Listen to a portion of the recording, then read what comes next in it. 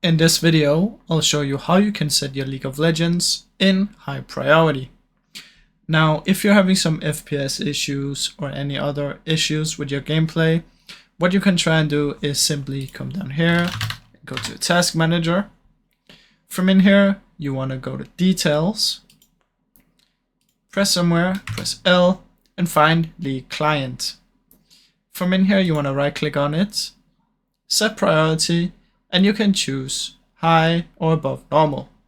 Now, if you choose high, you will set the League client to high priority, and it will use much more of your CPU and memory and everything, but it will also perform better.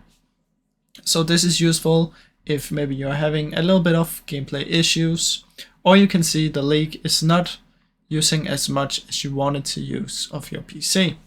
So that's basically how you can do it, guys. Now, I really hope you enjoyed this video. And if you did, please leave a like and subscribe, as it helps me out a ton. Thank you so much for watching.